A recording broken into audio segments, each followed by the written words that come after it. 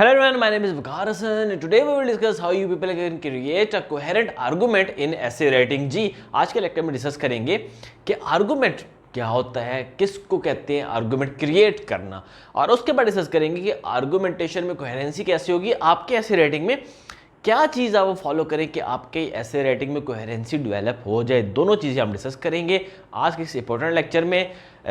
Lecture start करने से पहले आप लोग सब्सक्राइब कर लें, बेल आइकन को क्लिक कर लें ताकि आपको मेरे सारे लेक्चर्स मिलते रहें। जी तो स्टार्ट करते हैं कि आर्गूमेंट क्या होता है।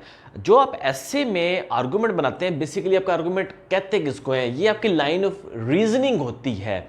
आप रीजन से एक्सप्लेन करते हैं, आप कॉजेस बताते हैं, इफेक्ट्स बताते हैं, किस बेस पे।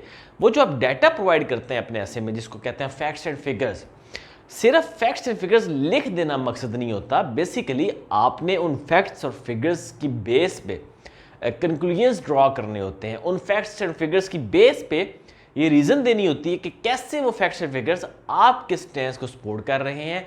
आपने उन फैक्ट्स एंड फिगर्स की बेस पे कंक्लूजन्स पे पहुंचाना होता है एग्जामिनर को कि आपका कंक्लूजन ये है इन फैक्ट्स और फिगर्स की बेस पर।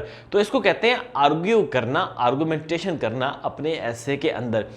जो आपका आर्गुमेंट होता है बेसिकली वो आपकी लाइन ऑफ रीजनिंग होती है, उसको आप लेके चलते हैं, फिर आप उससे कंक्लूजन बनाते हैं, उसी की बेस पे आप रीजनिंग करते हैं, कॉजेज बताते हैं फैक्ट्स एंड फिगर्स की मदद से। तो आर्गुमेंटेशन में सिर्फ ये नहीं होता कि आप फैक्ट्स एंड फिगर लिख दें ऐसे के अंदर और बस ख़त्म हो गया काम। बेसिकली जो आप फैक्ट्स और फिगर्स देते हैं, ये जो भी आप डाटा ऐसे प्रोवाइड करते हैं, उस डाटे को मद्देनज़र रखते हुए आप कंक्लूजन्स ड्रा करते हैं, उस डाटे को मद्देनज़र रखते हुए आप रीजनिंग करते हैं और प्रूव करते हैं कि जो आपने स्टैंस लिया है, जो आपका पॉइंट है ऐसे में, वो आपने बिल्कुल डिफेंड किया उसको और आप उसको ठीक तरह से उसको प्रूव कर सके हैं। तो ये तो आ गई आर्गुमेंटेशन। आर्गुमेंटेटिव ऐसे वही होते हैं जिसमें आपने प्रूव करना होता है अपना पॉइंट ऑफ व्यू, जिसमें आपने अपने स्टैंस को प्रूव करना होता है कि आपने ठीक स्टैंस लिया है, आपने एग्जामिनर को कन्विंस करना होता है और वही कंक्लूजन्स ड्रा करके रीजंस दे के, किसकी बेस पे, फैक्ट्स और फिगर्स की बेस पे।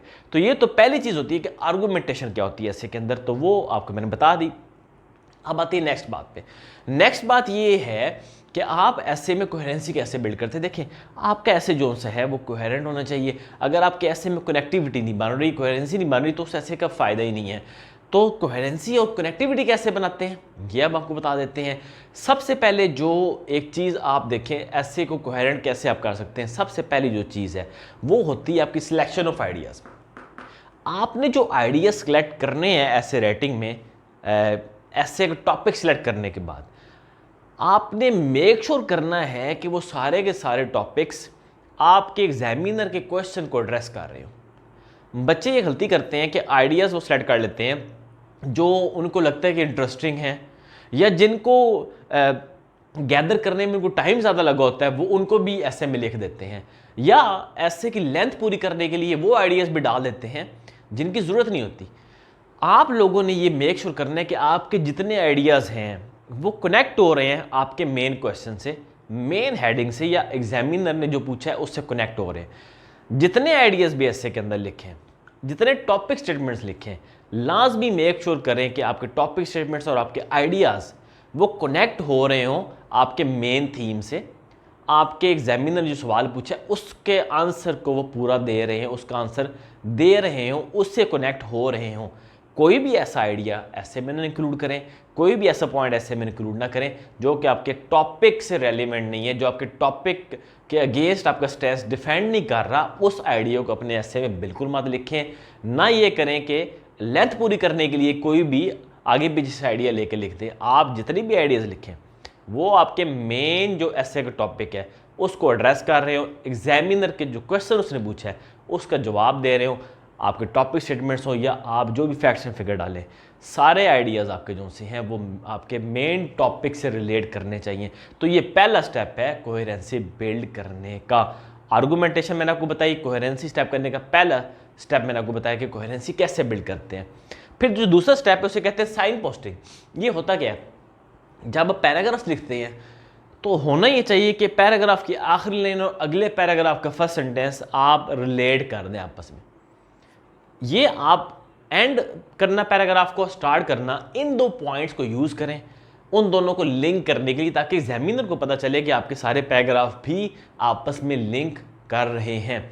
तो ये कोहेरेंसी बिल्ड करने का दूसरा तरीका होता है कि जब आप पैराग्राफ एंड कर रहे हैं वहीं से आप उसको नेक्स्ट पैराग्राफ से कनेक्ट कर दें, और जो पैराग्राफ शुरू कर रहे हैं उसको पिछले से लिंक कर दें। तो इस तरह आपकी जो सी है पैराग्राफ्स में भी कनेक्टिविटी बन जाएगी, और इसको कहते हैं साइन पोस्टिंग। तो ये दूसरा तरीका है अपने ऐसे में कोहेरेंसी बिल्ड करने का, ताकि आपका ऐसे एक सिंगल यूनिट लगे, ना कि कोई स्कैटर्ड पीस ऑफ वर्क लगे। तो और तीसरा जो पॉइंट है वो है रीजनिंग। देखिए, जो आप ऐसे में रीजनिंग देते हैं, कोई आपने अपनी एविडेंस दी है फॉर एग्जांपल ऐसे में, अच्छा वो एविडेंस भी आप जो आपका मेन स्टैंस है उससे रिलेट करनी चाहिए। आपके मेन स्टैंस को डिफेंड कर रही होनी चाहिए एविडेंस, एग्जामिनर के क्वेश्चन का जवाब दे रही होनी चाहिए आपकी एविडेंस। कोई भी ऐसी एविडेंस यूज ना करें जो कि ऐसे से रिलेट ना कर रही हो, जो कि आपके टॉपिक को डिफेंड ना कर रही हो, सिर्फ इसलिए कि आपने पेज की लेंथ पूरी करनी है। कोई भी एविडेंस ना डालें, वो एविडेंस डालें जो कि आपके टॉपिक स्टेटमेंट को डिफेंड कर रही है, वो एविडेंस डालें जो कि आपके मेन टॉपिक को एड्रेस कर रही है, ताकि आपके ऐसे में जितने पॉइंट्स हैं, जितनी एविडेंस आप डालें, जितना आप फैक्ट्स एंड फिगर डालें, वो सारे आपके मेन टॉपिक से, आपके थीसिस से, आपके टॉपिक स्टेटमेंट से रिलेट कर रहे होने चाहिए। तो अगर आप ये पॉइंट्स फॉलो करेंगे, जिसमें 3 पॉइंट्स हैं, आइडियाज़ की सिलेक्शन, साइन पोस्टिंग और रीजनिंग, इनमें आप इन बातों का ख्याल रखेंगे जो मैंने आपको बताई है, तो आपका ऐसे बड़ा ज़बरदस्त कोहेरेंसी बिल्ड होगी, उसके अंदर कनेक्टिविटी बिल्ड होगी, और आपका पूरे पूरा ऐसे एक सिंगल यूनिट लगेगा वर्किंग का, ना कि एक स्कैटर्ड आपके आइडियाज़ इस तरह लगेंगे कि स्कैटर्ड वे में आपने लिख दिए हैं। तो ये आपका कोहेरेंसी बिल्ड करने का। आर्गुमेंटेशन मैंने आपको बता दिया, आर्गुमेंटेशन में आप फैक्ट्स एंड फिगर्स को यूज़ करते हैं कंक्लूजन्स ड्रा करने के लिए, रीजंस देते हैं अपने स्टैंस को डिफेंड करने के लिए। तो आर्गुमेंटेशन में सिर्फ फैक्ट्स एंड फिगर लिखना नहीं होते, बल्कि प्रूव करना होता है कि जो आपने फैक्ट्स एंड फिगर लिखे हैं उसमें वो क्या कंक्लूजन ड्रा कर रहे हैं, वो किस रीज़न, कौन सी ऐसी रीजन बता रहे हैं जो कि आपके स्टैंस को डिफेंड कर रही हैं। तो ये था आर्गुमेंटेशन के ऊपर, और आपके ऐसे में कोहेरेंसी डेवलप करने पे कैसे आप अपने आर्गूमेंट को कोहेरेंट बना सकते हैं, कैसे आप अपने आर्गूमेंट को ज़बरदस्त बना सकते हैं, कैसे आप अपने ऐसे को कनेक्ट कर सकते हैं।